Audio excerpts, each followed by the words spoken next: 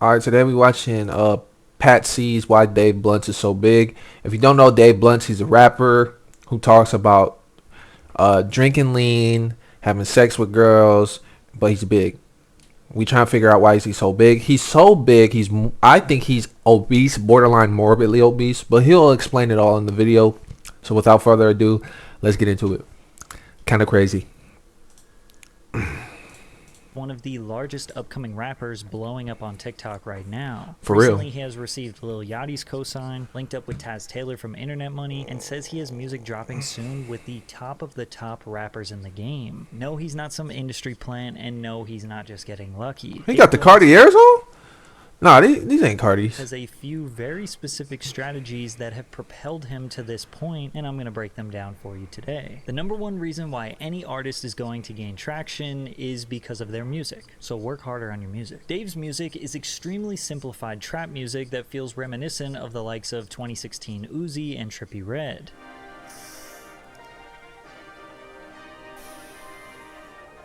Niggas going outside now, they be Oh, wait. We can't play that. Every song he makes sounds very similar, which a lot of people will demonize an artist for. But from a marketing perspective, it's the smartest way to gain traction on your music. I mean, think about it simply. You make a song, people like it, keep making songs that sound like that, and people will keep liking it and become a fan of yours. It's the quickest way to grow a fan base. Artists worry too much about being versatile in the beginning when it doesn't matter. Just stick to what works. Right. However, the number one way that an artist will be discovered in today's modern music landscape is obviously TikTok. Dave's TikTok is successful because of the way he looks. I remember seeing him on TikTok first because he was big, but then he had the flow of what's this called? He had the flow of like Juice WRLD or some, or Uzi, and he was really nice. So I was like, dang, I gotta follow him some more. I did my own research and he's pretty good. Let's get back into it. And I'm not trying to be rude, it's just the truth. People determine if they are going to watch a TikTok in exactly 1 second. When they see Dave, something clicks in their brain to stop scrolling. People have a fascination with obesity. Look at TLC, True. Whose most successful show for 12 years has been My 600 Dang, how you fit in that car? My bad. Dave even has a song called My 600 Pound Life. Dave has been going viral since he was 15 years old just by posting random pictures of himself to the internet. I'm not saying that's why Dave is successful, but I think that his size is what gets the average person to just stop scrolling. From there, I believe they are shocked and pleasantly surprised to hear his high-pitched singing when they were likely expecting a deep baritone delivery. book a flight to LA just to get some neck. Book a flight. Oh wait, I can't play that. And trying to determine Yo, all this music you can't play, man. how they actually feel about it, which pushes Dave more into the algorithm because they're sitting there watching his TikTok on loop. For Dave, this is an advantage, but not every artist has a look or image that makes people just stop scrolling within 1 second. Usually you have to work much harder. Luckily, I'm here to give you simple, detailed strategies that could help you blow up your songs on TikTok. In my weekly music marketing newsletter called Get your money, man. Straight Up Steal. And some people are gaining hundreds of thousands of views by using this simple strategy. Just type in and Get your money, man. And maybe they're unfairly not taking him seriously because of his size. Maybe they don't believe he is. And I heard his song. Another song I heard was with the Detroit rapper Babytron, and Dave killed him on the song. I ain't gonna lie, he was a feature on the song and he killed him. Like Babytron, it was Babytron's song and got featured. Killed his. Like look it up. Actually piping down as many girls as he says he is. After all, he does have an entire song about how he will beat up and commit acts of domestic violence against his significant other, and what rapper would just openly admit that? Then again, Dave reassures us that what he says in his raps is not cap. It is my real life, and it sounds, funny or a joke, but a lot of funny and crazy shit happens to me, and it's my real life that I'm putting in this music, bro. So, but if you mix in all of the different opinions and the reasons why people may or may not be watching, you get all of his TikToks surpassing 100,000 views, and most of the time they're upwards of 200, 300, Crazy. million. I wonder how much money he getting from this. Can't be getting too much, but he definitely getting a lot. Yeah. And all of these TikToks are just him rapping his songs. That is an insane level of exposure. Dave raps about specifically 3 topics: drinking lean, Yep. making money, Yep. and girls who are, most of the time, disloyal hoes. These topics are extremely I mean, but in their defense, they're dating a morbidly obese dude. So like, how could you stay loyal to something like that when you're like, I seen the women that he be dating. He's got particularly good taste in women, but I'm just like, if you were a good looking woman, probably in her 20s or something like that, why would you want to go for Dave Blunt's realistically? Because just off the look factor, I'm not saying that he's not a bad guy, but just off the look factors, like everything is for the look, especially when it comes to like hip hop. So you can't be, you know what I mean? You know what I mean? There's even been like DMs of women. Like do the research. There's a DM of a woman who he brought in a music video, and she said, "No, I just wanted to be in the video or be on stage or something." Do the research. I'm not BSing. So like, either he paying for it or they're giving it to him because he's Dave Blunt's. They're not like actually loyal to him. They're loyal to the money or they're loyal to the career. Let's get back into it. generic when it comes to modern day trap music, but people still like listening to it. Future has definitely inspired a generation of rappers who borderline fetishize a lean addiction. But do you actually want me to sit here and discuss the morality of rap lyrics? Combine Dave's lean lyrics with the fact that in every single TikTok he posts, okay, as long as I got that purple does stuff. he actually have drank in that cup? We don't know. What we do know is that you're never supposed to ask a rapper what's in their cup. Why in the hell should I stop drinking whatever it is in my cup? I think people need to mind their own business. I don't care if it was heroin in my cup.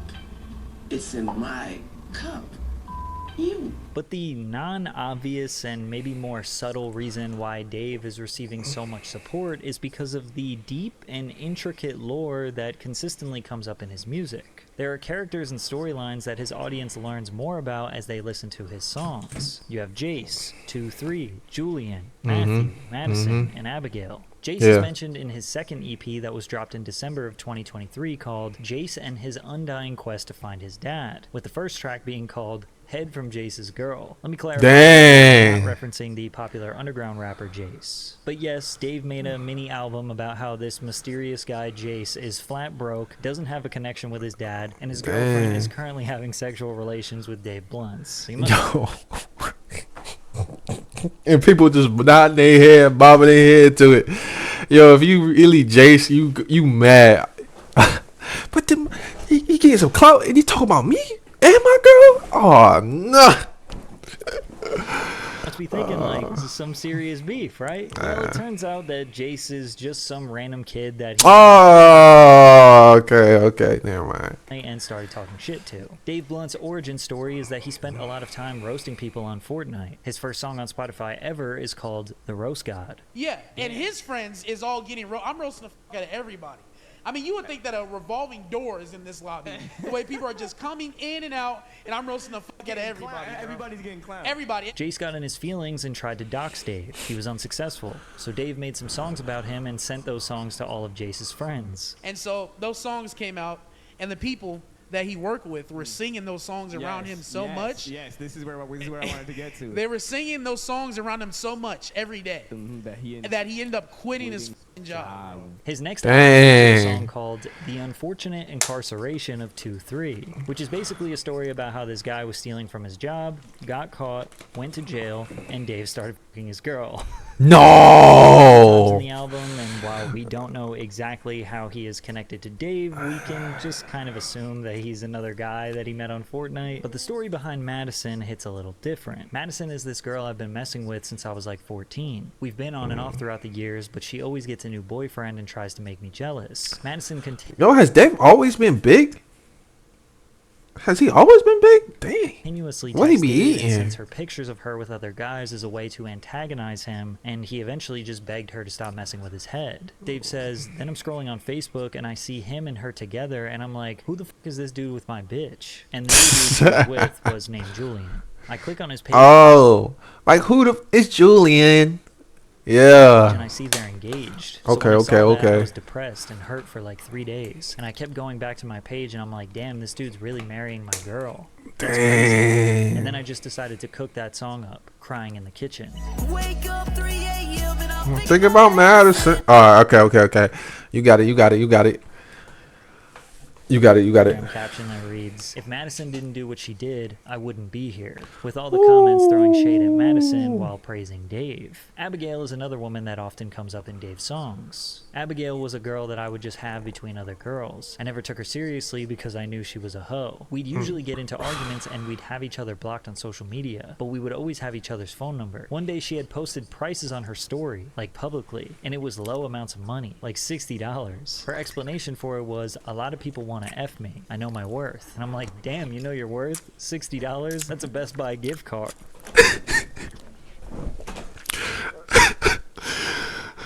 Hey, he ain't lying.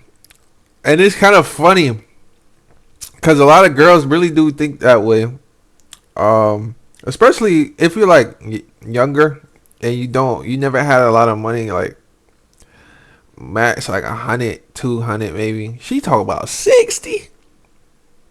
I heard one girl, she was like, yeah, if you was attractive and I liked you, she said, I'll let you fuck for like $100. I said, what the fuck?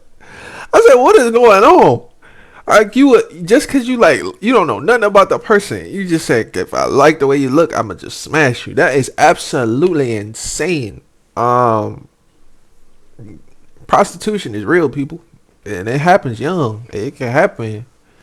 I think it started happening around me probably when I started high school. So I want to say like 14. When people start really like going crazy with, hey, yo, I like you, you like me, let's get into it. Like, I'm talking people in school, people in the bathroom, people everywhere, man. Anywhere you could get it in, people was getting it in. I saw, man, in the hallways, I saw some crazy stuff. Like, I saw some crazy stuff go down.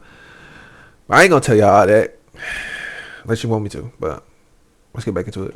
So now that you know the lore a little bit, this snippet hits a little different. steady thinking about Madison, don't know why she won't love me. Oh, yeah, can't play that. Damn.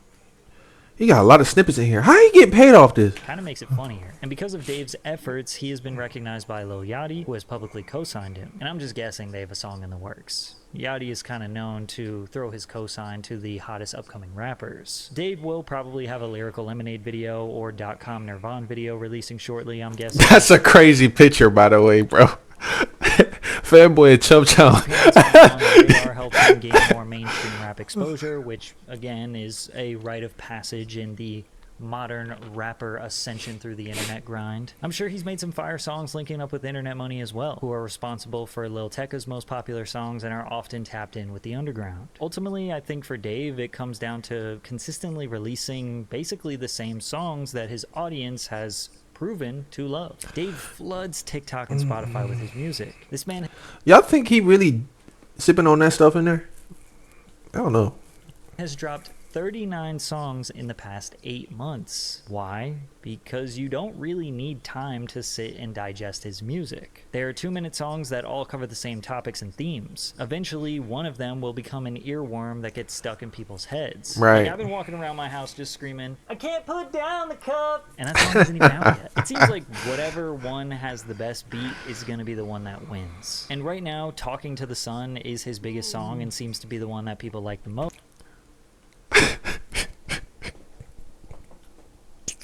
Although the rage beat feels very I just bought the X and then another one. I just took it. sipping, bitch getting, and money stacking lyrics over a crazy ass beat and have the whole internet talk. He said he came to LA. I think he had like 2 or 1 outfit. He just kept wearing the one outfit. Cause he's like, yeah, they need to ship my stuff. My stuff's coming in a couple days, so he's just rocking it. I didn't know how long he been out in LA, but it's a good look for him because he actually working hard. I don't know who his manager is, but they need a round of applause because they're having this man work. Good for him. Talking about how he is a guilty pleasure. Maybe he'll even hit the Billboard charts. Personally, I think Dave Blunt's is really fun to listen to. I think he actually has a very impressive vocal range, and although it's simple and repetitive, it's just fun. He seems like somebody totally worth supporting. So, All right, that's a good video by Tommy. Or not Tommy. What is this? Pat C. I don't know. Oh, Tommy right here, Tommy Richmond.